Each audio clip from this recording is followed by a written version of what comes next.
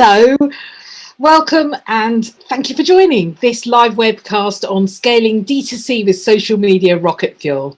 We're going to chat for about 30 to 40 minutes and have some questions later. Use the chat box or the Q&A. I can look at both, or even put your hand up if you've got questions. That is the value in these webcasts, is that they're live and you can talk to us. I'm Katie Howell. I run Immediate Future, an independent social media agency that's purpose is to break the social boring. We're 16 years old, started when Facebook was on campus and Twitter was just a mere twinkle in Jack Dorsey's eye.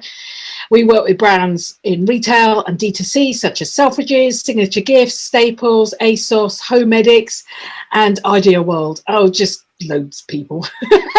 I'm joined by two blooming fantastic guests.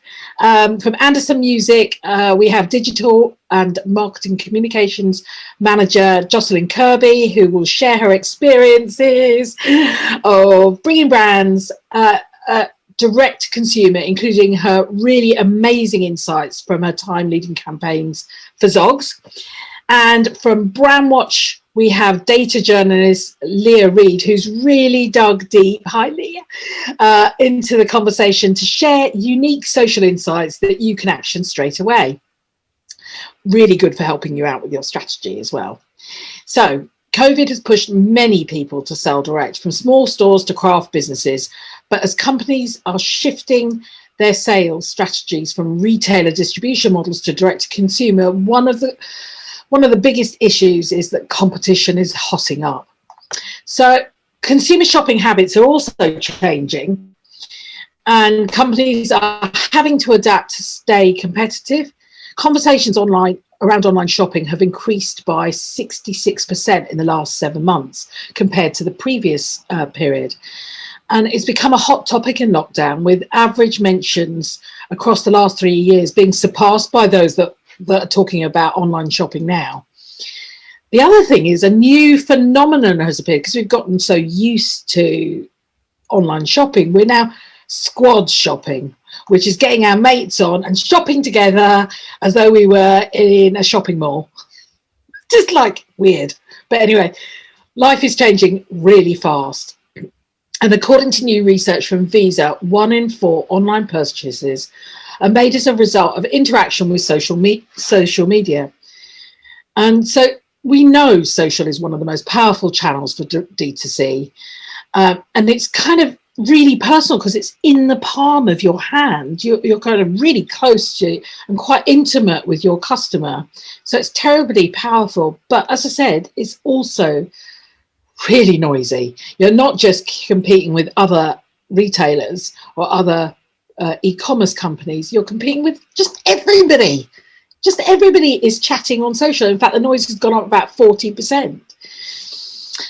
So whatever you were doing 7 or 8 months ago is having even less impact than it was then. So we're going to dig a bit deep into the data and explore some really good hands-on advice from Joss and Leah, because they're experts. They've been through this. They know exactly what and where happens, and also deal with the impact from a brand perspective, not just an agency one.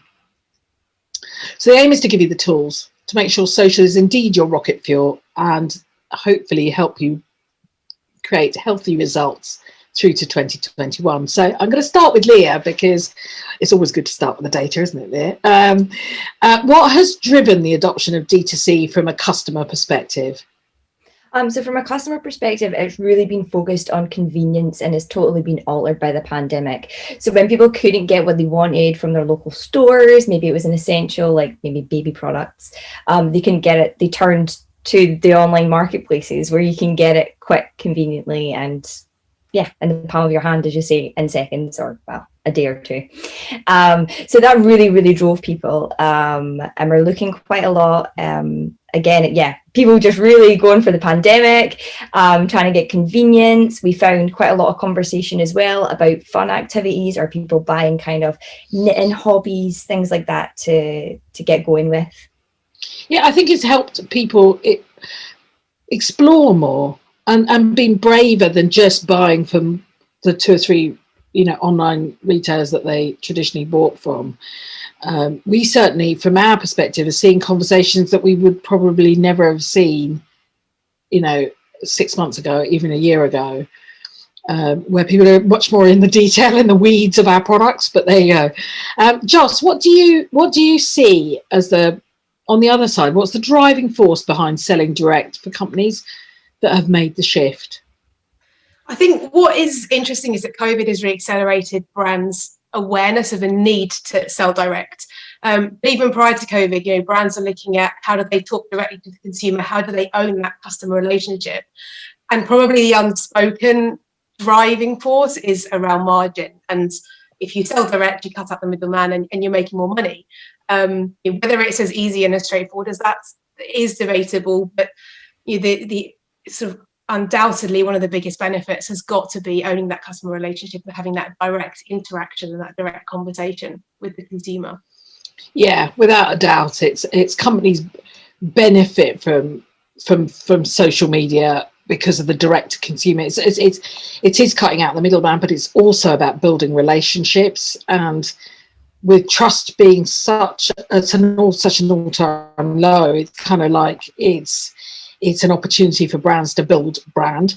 In fact, interestingly, there's also a survey by Yotpo, I hope I'm pronouncing that right, Yotpo, that found that social media is considered one of the top channels for customer acquisition for D2C brands, unsurprisingly. But later research from the AIB also reveals that social media is where D2C tends to launch their brands. So, Joss, the flurry of companies moving to selling direct has seen social media profiles pop up virtually overnight. But as the dust settles, how should companies move forward? For me, I think the first thing they need to do is understand who they're talking to. What motivates that customer? How do they behave? How do they shop? Why would they buy from that brand? And really understand what makes them tick. Because without that, there's no way that you can know who to target, craft a message, create a story that they're going to relate to. And once you really understand the audience, I think then you can look at saying, okay, what is really going to relate to them? What messaging are they going to trust? And you have to build that trust with them. So it's not just about asking them to buy a product. It's about building a relationship, telling them a story, making them understand your brand. And I think in today's world, we're seeing people care more and more about the brand, about trusting that brand, because you can't touch and feel that product. So how do you let that consumer know that no matter what happens, if they buy that product from you, you will look after them after purchase and not just give them the information they need to kind of make that purchase in the first place? And I think I couldn't agree with you more. I mean, the thing that's often we see missing is strategy, is that strategic thinking, which is what are you there for? What are you trying to say? How are you trying to say it? What message matters more? Because the days in which you could just go buy this product just don't exist anymore on social media, and that discounts and things like that are very short term. They just don't work in the long term. One of the things that's quite challenging, Leah, is that it isn't just about the customer. I often get asked this question, which is which platform should we be on? And that is it's a really difficult question, because unless you know where your audience is, it's quite a difficult one to answer. But what are there right platforms? Are there right networks to ensure that the content is relevant and meets the expectations of customers? Where are they buying? Yeah, no, you're totally right on that one. It all depends on the platform with who your target audience is. Like, there's no point trying to flog some kind of household item on TikTok. You're not going to get the same people appreciating that item. But I would say, sure, not all platforms are created equal, but they are created equal when you think about who you're trying to target and who you're trying to talk to, engage with, and build that kind of brand loyalty and responsibility with. So we have seen TikTok's been quite good at that. We've seen quite a rapid surge recently, and people mention either items that they found on TikTok or purchased. And Twitter has been generally quite good recently. We've seen quite a quite a big uptake in that. Likewise, Pinterest, like every social media, we've seen more engagement and more people talking about items and things that they're going to buy or recommending or saying, oh, don't try that brand, try this brand, or try them, seen it on X, Y, and Z. So yeah, I think really knowing who your target market is and going for the platform that they use the most or that's really trending with them. So TikTok is a great example of that, is the way to really go. Again, not all platforms are created equal, but I think they are when you kind of look at who your target audience is and who you want to engage with. It's a really interesting one, isn't it? Because things are so different now to what they were 9 months ago. So we've seen a huge spike as well in recommendations and referrals, which goes back to what you said, Joss, about trust and about the need to build relationships. This is a really important part of this, which is that clearly people want to buy new things or buy some stuff, but that maybe they don't know the brand or they don't know the retailer, and they're asking their friends. And that, hearing about Twitter is quite remarkable, because Twitter is not necessarily been a recommendation platform as such, has it? No, I would say Twitter, how I've seen it used in the past in the different roles I've held where social has been a big part of that. It has been very much more about either instant conversation or more recently about complaints. And so I think it's interesting to see how that has evolved and how social media over just the course of less than a year has almost completely changed in the way that consumers use it, and the way that they engage and converse and interact with brands as well. And I think everyone has had this accelerated kind of change in behaviour, which we have probably never seen before in the marketing world. Normally there is time, and you've got time to see some indicators or some kind of warning flags maybe that the consumer is going to change. But this has been almost an overnight change, and some of the brands who are performing best are the ones who have adapted to that really well. And I think as long as brands do continue to kind of take a feed and really keep close to how their consumer is feeling, those are the ones that are going to kind of continue to succeed in this world. But the change is quick, and it's day to day almost. And that's really interesting, because that agility is being demonstrated in social media, because they have moved really quickly to make shopping easier on their platforms themselves. They've simplified the buying process. For example, Facebook Marketplace allows companies to sell their items in their specific geographic area. Instagram allows companies to place shop now buttons on their products, which kind of goes straight to checkout landing pages. And Pinterest has these buyable pins, which they've had for a while, but everything is ramping up and kind of getting highlighted as the understanding that in-channel shopping happens as much to shorten that journey, really. But should companies sell direct, Joss, on social, or should they be driving to an e-commerce site, or should they do both? I think it's definitely about having a combination of both. What's interesting is I think it is a lot around the type of product. And so where you have a purchase, which could be your instant quick decision, it's an impulse buy, you see it, you go, oh my God, I've got to have it, buy it. That's absolutely something that you need to be able to buy, or you need to be selling direct on social. Where you have that more involved research-based process, where you're probably going to be asking your friends or your network on social, should I buy this product or not? I think then brands need to really have that two-pronged approach and make sure that it's absolutely viable from their website, because you're probably going to see Andertons, we see that we've got guitars that are maybe several £1,000s. You're not going to buy that on a whim unless you're minted, and that's not everybody.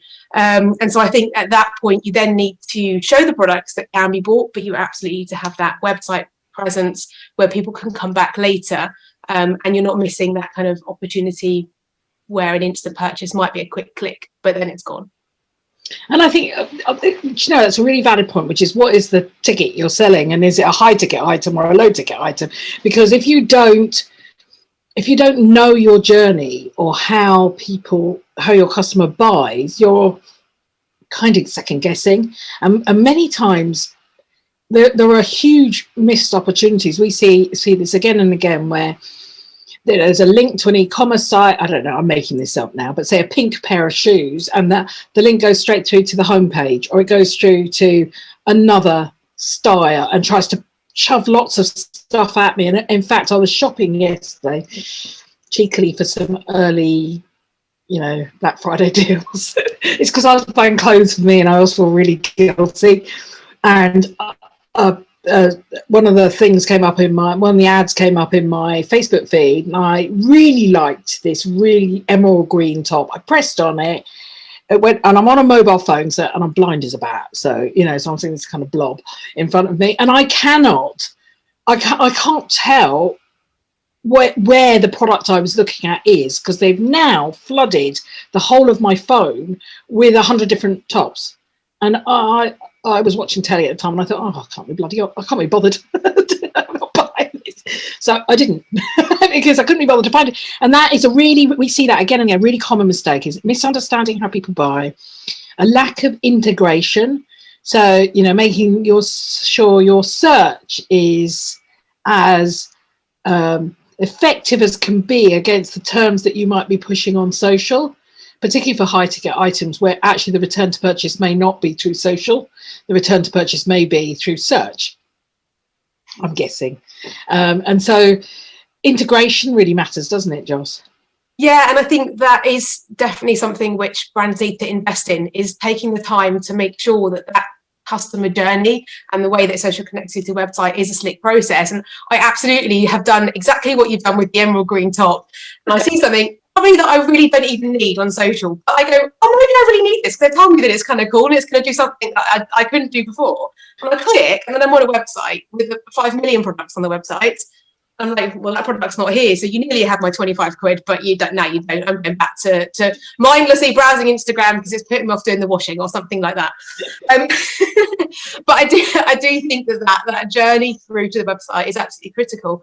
Where I think many retailers and brands are falling short is that they haven't geared up to do social in-house yet. So I think you published a report recently, Katie, which was around how hard marketing people find to prove the value of social internally and to stakeholders within the business.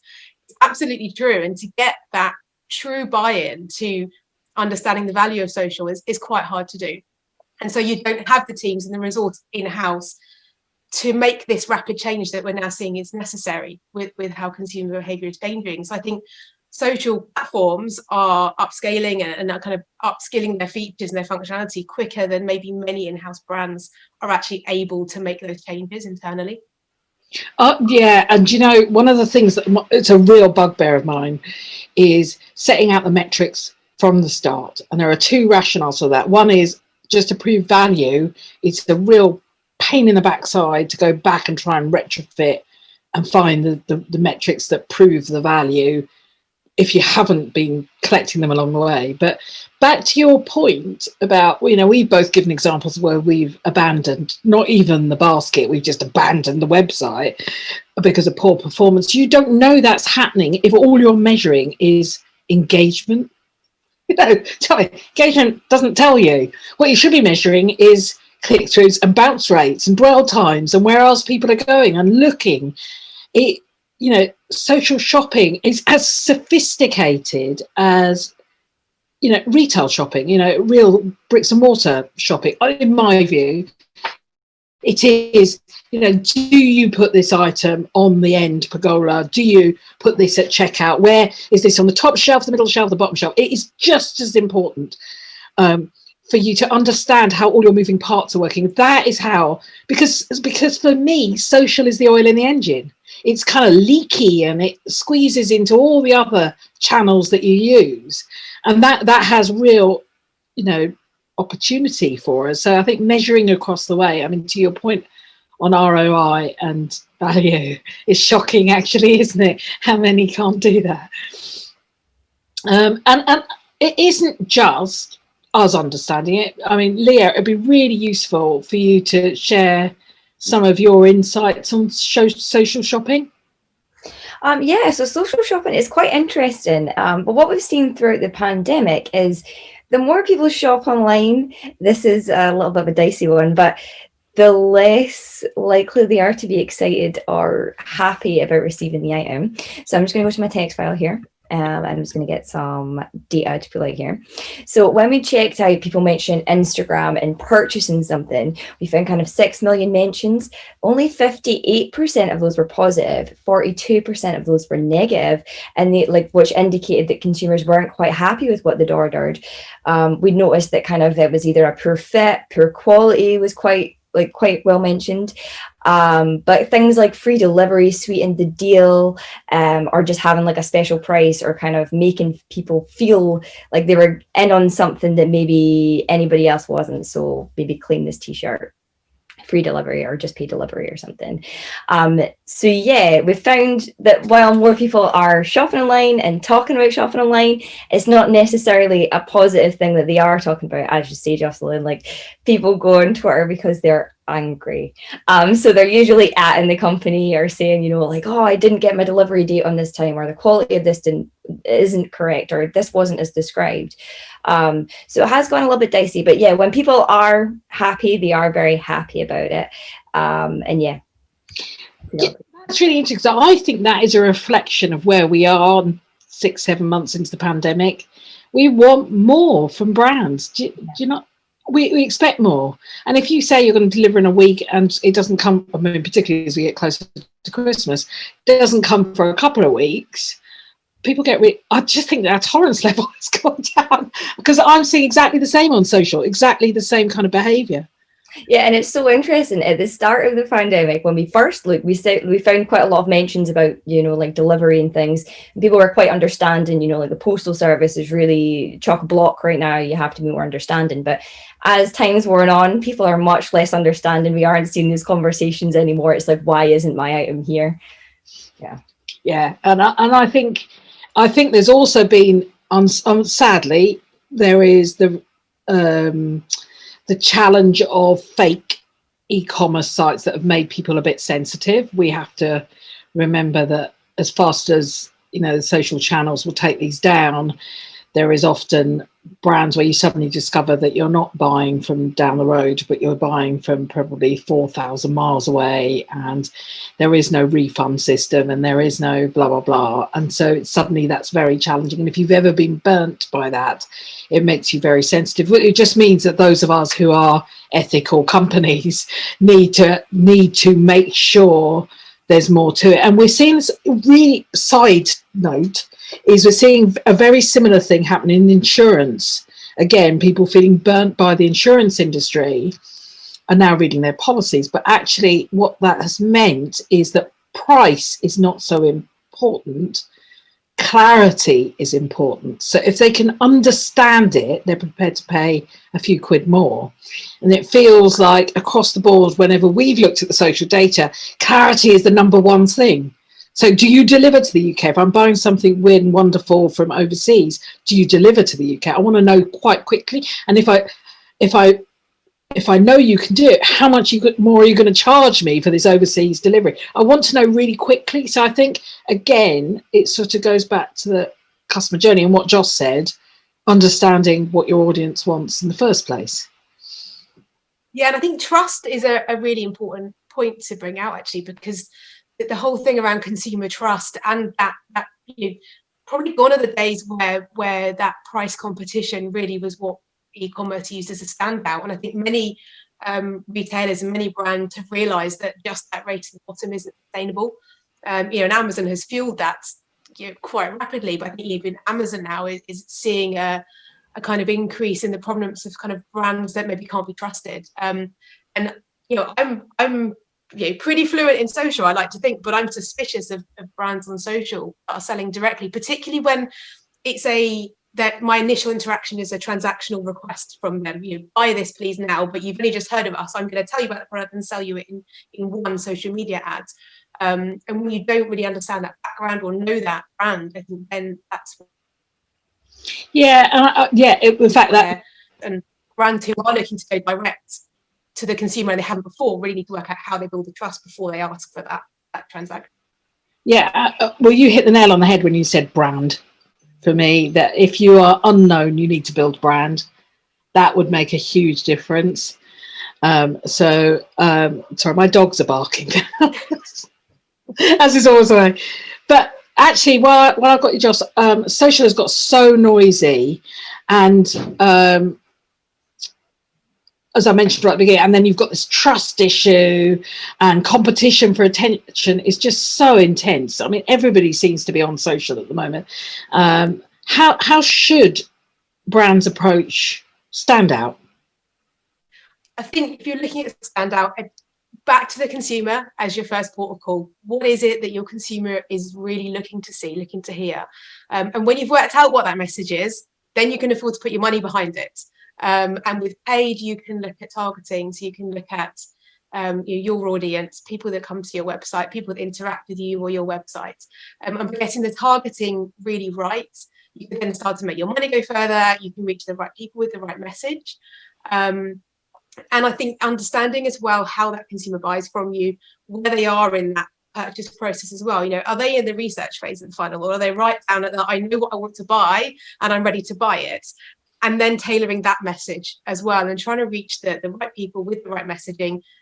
And if they just feel like you understand them and you're giving them the information they need to make it a little bit easier for them, I think you're making it so much easier to kind of stand out and not be part of that irrelevant noise, which is bombarding us every day. It's so true, because you can actually turn people off, can't you, if you're just too noisy. I noticed a couple of brands whose frequency is excessive, and you'll serve the same ad, which is even worse, you know, over the next 2 weeks, every single day. You need to remember to cap frequency. But on another perspective is one which some of the people watching might not like to hear, but if the vast majority of people are still struggling with proving value, that I have yet to hear a case study of somebody doing it organically. The idea that something goes viral just doesn't happen. Okay. And the other problem is that, so organic is just putting out posts in Instagram. I've got a few more hours, I'm going to put more posts out in Instagram. Doesn't work. You have to use paid. Social media is actually a reach channel. And it follows all the old-fashioned things that we used to. I mean, I've been in marketing 30 years, and I can tell you the same blooming thing as I learned back in the day. Nothing's changed. It's all the same. So I think one of the big challenges is not understanding that reach matters. You're not actually targeting small audiences. And when we talk personalization, we're really talking about relevance. Is this of interest to this group? Not, hello, Joss, how are you? Would you buy my Wellingtons today? Because that's creepy. Not that I'm selling Wellingtons, but but yes, the days when you can rely on just organic and expect to have impact. Now, there are many ways in which you can feel you have a social presence just to have a social presence, a bit like, you know, putting a poster in your shop window or dressing your window nicely. That's kind of fine. But if you actually want results, you have to use paid. Sorry. Whilst I'm focused on audiences, Leah, as the base of any strategy, there are some clear triggers that impact purchase, such as deals and speed, which we've kind of talked about. Would you like to tell us a little bit more about what's changed through the pandemic? I think what's been quite a nice thing that we've seen during the pandemic is ethical, local and independent purchasing. So people have been going out their way to talk about local or independent stores to buy things from. So when the pandemic first started, we've seen a lot of books, musical instruments, just things that people could get busy with, but shopping local, so that made an immediate difference with their purchasing power. And we've also found that people are trying to look for ethical items, so animal cruelty free. I didn't say that right way, you know what I mean.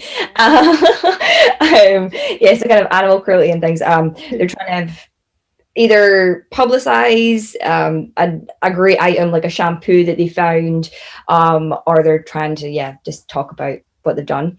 But we've also seen like plastic concern change. So while it is still quite high, we have found that it has gone down since last year. So it's less of a concern as people want things quicker, faster, and they want to use their purchasing power for good.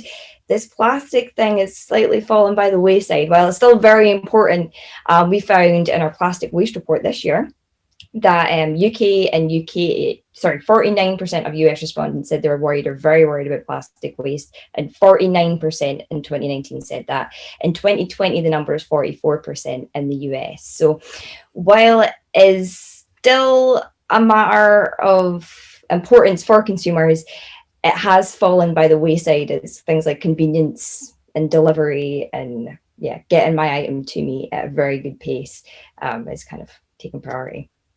And I saw one of your reports that showed that diversity in leadership teams matters as well. Yeah. Which is really kind of quite intriguing in that the purchases are more thoughtful in a way. I suspect these are the higher ticket, more involved purchases than,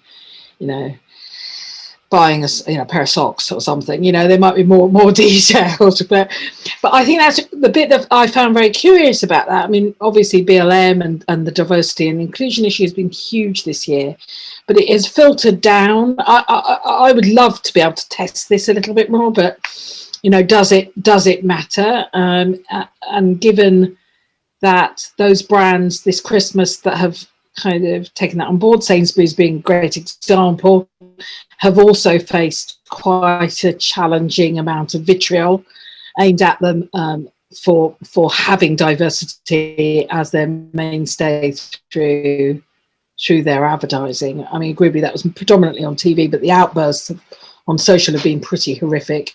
And whether or not that's still kind of the point, it is diversity still as strongly important as it was back in June and July?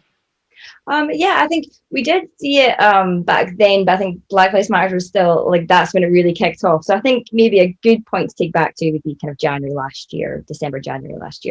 So I mean, it was there, but it wasn't exactly a huge topic of conversation, buying from Black-owned business, buying from minority business, or buying from local. But we really seen it emphasized during the pandemic. As soon as the Black Lives Matter movement kicked off and everyone joined in, it's like we all want you to do.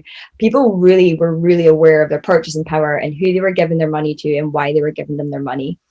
So I think it's a really good thing to be aware of. And it was a great point, Justin. Totally forgot about that. You really were ahead of the curve slightly on the work that you did whilst you were at Zogs.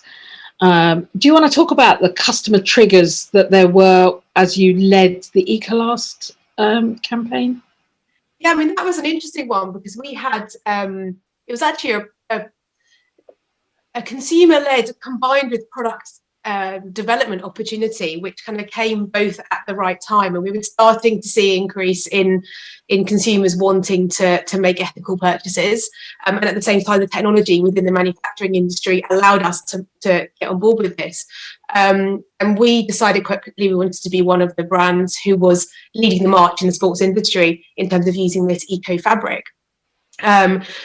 But when you look at what the consumers really wanted to see and hear, we knew we weren't Burt's Bees. We didn't start from the ground up with this eco business. We were doing the best we could to evolve to become as minimally impacting on the environment and on sustainability as we could.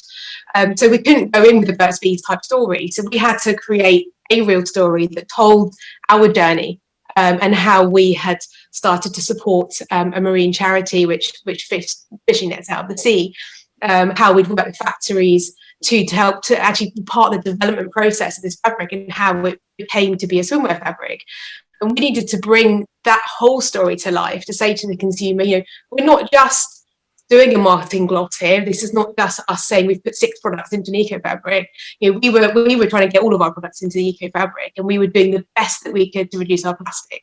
And then we created that whole story. So we told them start to finish what we were doing, how we developed it, how we were still looking to be better, but we weren't perfect. And I think the whole sustainability story, a lot of brands got it wrong at that time because they made vast claims but couldn't see it through, couldn't answer the questions or the challenges that they got. And we knew we would get challenges, especially when we took it to market via social with those stories. But we had answers for that. And the answers were very much, we're not perfect, but we're doing the best that we can. And I think at that time, consumers had started to accept that brands doing the best that they could were better than brands that were doing nothing at all. And the ones that were honest about that were the ones who then became trusted. And through quite a short kind of burst to the market via social, working with you guys, we managed to be considered as the leading brand within the sportswear industry in terms of how far we were going with our kind of journey down that eco fabric route. And I had people who were like, well, you guys are doing more than anyone else, on the phone to me saying that. I'm like, that's the sign of a kind of a brand campaign that worked and was launched almost solely via social and then supported within store later. Do you know, and I love that campaign, but I think the most interesting part from my perspective was that you were so open and showed that journey. And you mentioned a couple of things there, which is that you showed the journey, because there's so much virtue signaling right now. It's depressing. You know, it's just, and as consumers, we've got used to it. We've just become very used to people flagging that they're this and that and the other. And it's only when you dig under the surface, it's not quite true. So I think you went into the detail, as you rightly said, you honestly said, well, I'm not quite there yet, but we're not doing this. But also, more importantly, you went out there. You went out there and talked about it, even though it wasn't quite complete. And that was also very interesting to see how bringing your consumer on the journey with you played into being part of that sales process almost. You know, they're supporting you as you make your way to where you need to get to. Fantastic campaign. I love doing that.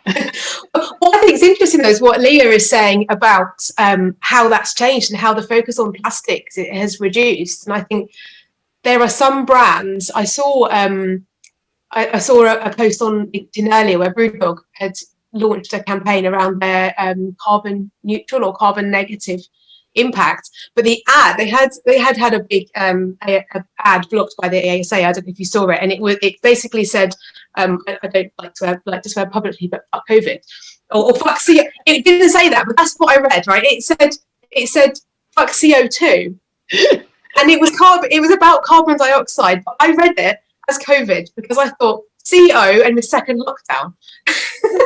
I completely misread it, but that I think was an interesting misread, because they missed what the consumer has at the forefront of their mind. And it's not about being carbon neutral for me, even though it's brilliant they're doing that and they've got a great story behind their whole journey and they set a goal and they've gone for it the whole way and they've seen it through. I didn't read it as that, and I completely missed the point. And I had to reread that a couple of times before I was like, oh my God, that's actually the chemical symbol for carbon dioxide, not COVID lockdown 2. You know, that's a really good point. It goes back again to the point you made, which is relevancy. You know, and sometimes it's the most disheartening thing to realise now is not the time you can launch this. Now is not the time you can do this. I remember listening to I was at Madfest this year, which is all online, a really rather sad but wonderful story about how KFC's great finger licking campaign literally launched, and 2 weeks after we were in lockdown, where licking your fingers was not a good thing and how they had to change strategy. And I think the bit that comes out of that is really the bit which is, yes, you can have all the best plans in the world, but again, to what you're both saying, which is agility, understand the audiences, and you're going to have to, you know, move. I will not say the word pivot. You'll have to move really quickly and change direction quickly.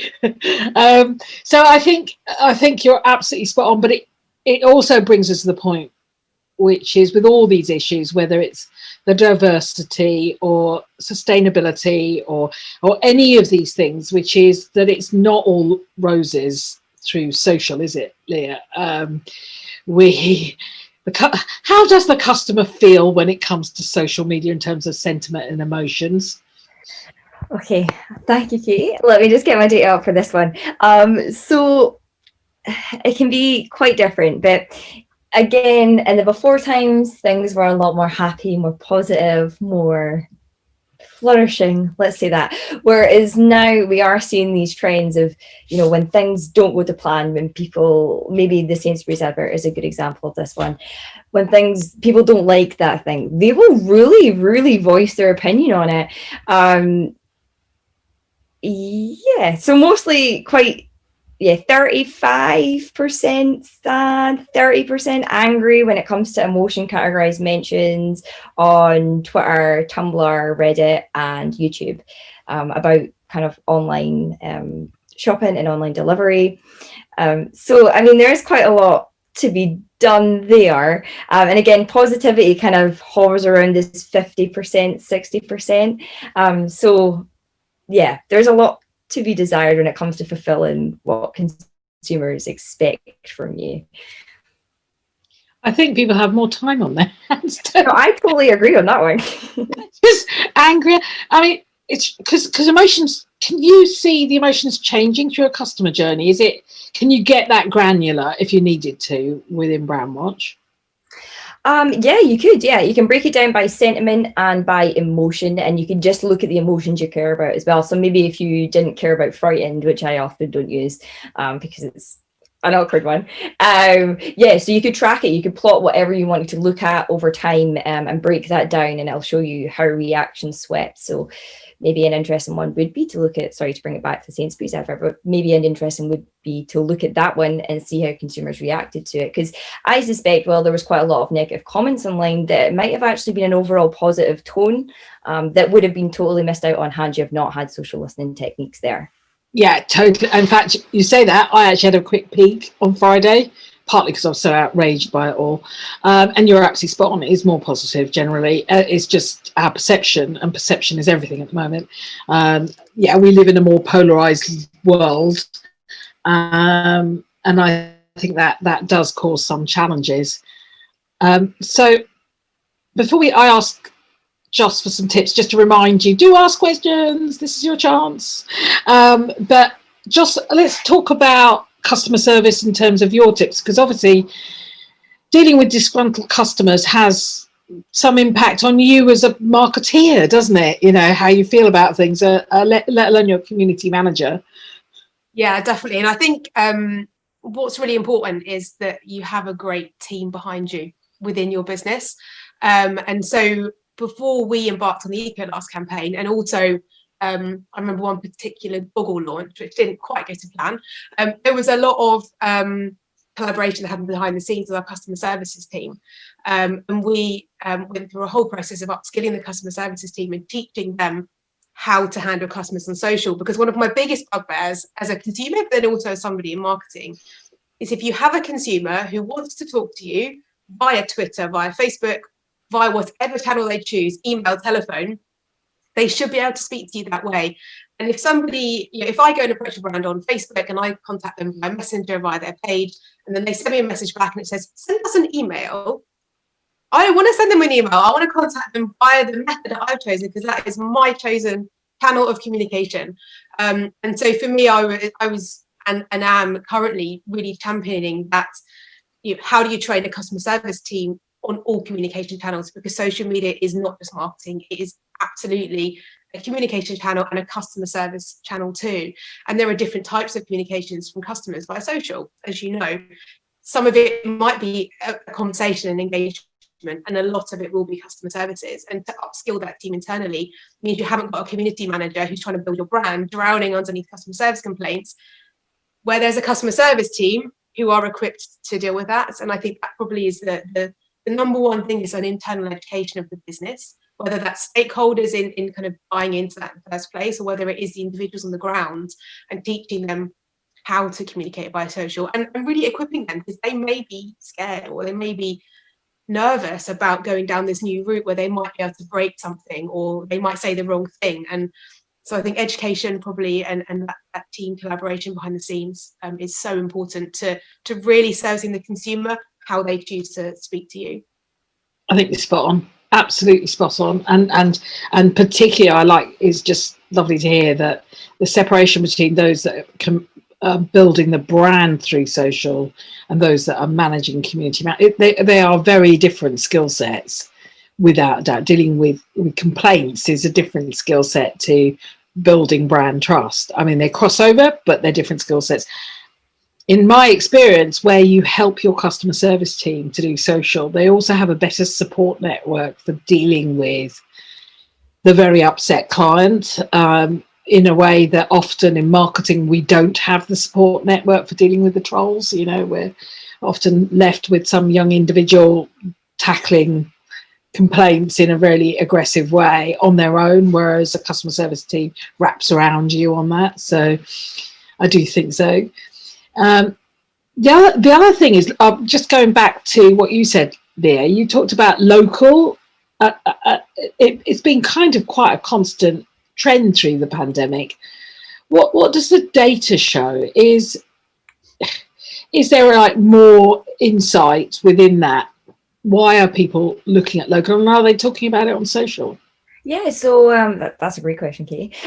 So they're mostly talking about it because, again, they are more aware of their purchasing power. They're like, I don't know if it's quite the right word to say, but I would say that consumers feel like they have a lot more responsibility with what they do and what they buy. And we're definitely seeing that in the local conversation, the local and independent conversation.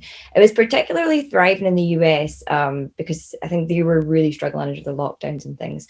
But yeah, over here, we also seen the same conversation, just more about supporting local, keeping people in business. Like, it was all about business, supporting mum and dad's stores, and getting things conveniently as well, because quite often we're seeing people talk about click and collect options, talking about getting it hand delivered.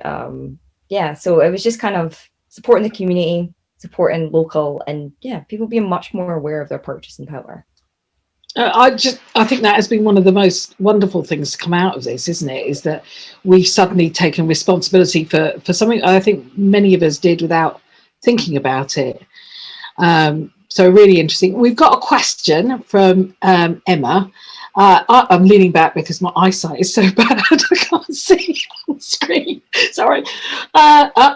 So Emma says, I'm about to launch a campaign that is supporting young readers and schools. But take your point about course fatigue. How might we carefully navigate this one? So how can we navigate cause fatigue, or feeling kind of like, well, we might be a bit fed up with jumping on a bandwagon? That's a tricky one, isn't it? So I think there was a big surge, wasn't there? And everyone trying to go online and do learning. And I think that whole kind of hobby thing is petering off to an extent, but I think we're still seeing people who are now looking at this actually isn't short term. You know, that initial learn to play guitar, learn a new language is now extended into this might go on next year. And so I think now the messaging needs to just change a little bit around that. This is not take advantage of your, I know these are young people, so it's not saying, but it's not take advantage of furlough or take advantage of your homeschooling. This is more looking forward to how can we invest in your future. And maybe the messaging needs to change a little bit more around this kind of longer term sustainable lifestyle. We have to be able to sustain the way we're living now and into the future. So maybe how can this be about your future? How can this be about something that you're doing with your friends, but maybe over some kind of interactive element as well? Not an education specialist, but that's kind of the initial things that spring to mind there. So that's a good question, and one I think that interesting. Yeah, really interesting. And I think it's also goes back to the being, it's very difficult for us to brainstorm an audience we don't even know about. But is getting back to what are the triggers for your audience, and playing into what Leah said about responsibility and wanting to take personal responsibility for what we do. I tend to agree with you, Joss. I think that over the next 12 months, we'll see people look at how they can make their lives more sustainable, more valuable, not just to an employer, but also to themselves. How can I be more in this world that feels more restricted? So, I would probably go with that. But again, challenging. Thanks, Emma, for challenging us. But on that note, Leah, which brands are being talked about? Which D2C brands are kind of killing it out there on? Well, I think we all know the big one. Starts with an A, ends in an N. So Amazon really is dominating conversation. We're still hearing talk about eBay. eBay is quite popular. We're seeing Walmart. People are talking about IKEA as well, Alibaba, which I think is quite interesting because, I don't know, maybe here is more of a wish thing. But yeah, Alibaba is quite big, with people willing to wait that little bit longer for whatever they're buying. Netflix, I suppose, is not direct to consumer, but you know what I mean. Shopping online, they're deliberately buying that thing. Yeah, and interestingly, we're seeing talk less about brands, but more about the brands that people buy with on direct, like when they're direct to consumer and what they're purchasing with. So we're seeing conversation about PayPal, about Klarna, about MasterCard, and about Visa, because people are trying to, I don't know. Honestly, I couldn't get to grips with the whole conversation. Just people either talking about PayPal had quite a good offer on, so there was quite a lot of that driving along. Klarna was a bit of a hit or a miss. Quite a lot of people were for it, and then there was quite a lot of people against it. You know, you really shouldn't be buying X, Y, and Z. You know, people's opinions on these things. But yeah, mostly there was quite a big conversation about it being secure, which I thought was really interesting because it was kind of an older demographic. I didn't really inspect demographic too much, full disclosure. But it was an older demographic talking about, you know, was it safe for them to be shopping online? Like, what was the safest way? And, you know, PayPal was coming into that conversation, and, you know, MasterCard and Visa in terms of use your credit card to buy something if you are that worried. So yeah, I think it was interesting that, yeah, sure, it was quite conglomerates, let's say like global conglomerates that people were talking about, and they were talking about direct to consumer. But yeah, I thought it was really interesting that they brought in this whole payment method. Yeah, I'm really surprised. Maybe we just have too much time to do research now, so we're all going out there and working it out. But also, if you looked at sorry, Leah, if you looked at the whole thing around cybersecurity became a big topic during COVID, because I think there were opportunists who were saying people are shopping online and they may be a little bit clueless about how to shop safely. So this is the opportunity to capture those, you know, those people maybe who were putting themselves a little bit at risk. And I think maybe that's what's then triggered the conversation around maybe that slightly older demographic is we have to shop online now. We've been forced to change, but how do we do it safely? Yeah, I totally agree on that. I was just really, really interested. As you said, it was down to this whole cybersecurity thing. We did see at the start of the pandemic and kind of the middle of it, this whole like cybersecurity, you're more online now, change your passwords, change things, make sure the website you're buying from is a legitimate website. And then again, in that conversation, a little bit of conversation about things being real or fake, as you were saying earlier, Katie, like people ordering things and being like, this was fake, or yeah. Cracking. Maya Stevenson has just asked a quick question, which is really, I think, it aimed at you, Leah. What's the key things to research if you want to build a D2C strategy? D2C strategy. This is a really interesting one. So again, I think it's really personal. It's about who you are, what you're selling, who you want to engage with. But I would say, obviously, what platform, if you've not got, don't spread yourself thin. Maybe you guys can tell me a little bit different on this one, but I would argue don't spread yourself thin and maybe focus on one or two platforms where you know you can get your audience, you can engage with them. And then I would really, if I was using something like social listening, which I think is just invaluable for understanding how your brand is doing well online, because then you can check out your volume over time. You can check out the sentiment between that. Like, did you do something that annoyed everyone? And then all of a sudden you've got this crisis, and you can set up crisis alerts as well. Always handy.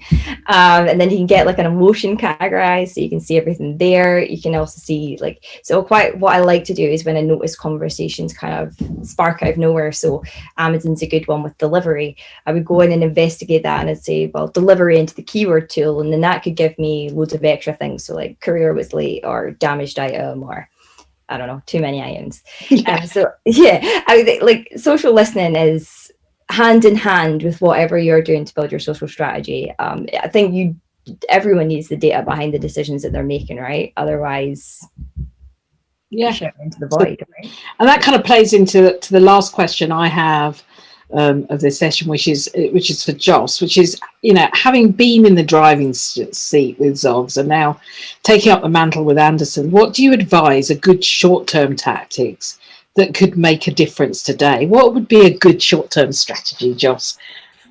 Oh, I saved the toughest questions for last. I'm going back to the consumer again and understanding your audience, especially in today's world. Whatever you thought you knew from last year, last month, it's not the same. And so you've got to always start with the consumer. What are they talking about? What are they thinking about? Understand it. Get a message that resonates and be authentic, be real. Don't try to pretend to be who you're not. Take paid, because it will get you results quickly, and it might not get you the results you want, but it'll get you the data you need to then change it a little bit and then maybe get the results you want. And if you still don't, you've then got the data again and you're learning. So the very least you can take out of a paid campaign is quick, rapid learning, and then you have more information to hopefully get it right the next time.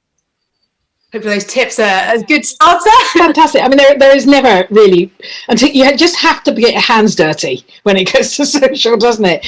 A huge thank you to Joss and Mia. You're fantastic. Thank you. That was a really deep dive. We've probably covered lots of bits that are quite deep, but not been able to go into the detail given the time. Please feel free to contact me. I'm Katie Howell on LinkedIn and Twitter. You can do both of those. And also if you want links to any of the reports or have further questions, really no problem at all. I really hope that you found the insight and hands-on advice helpful. If you want to download our Christmas report or the benchmarking report, they're available on our resources page at immediatefuture.co.uk under resources. So they're free. Just, have a look. Particularly if you're doing that last dash to Christmas, there's some tips in there and some nuggets.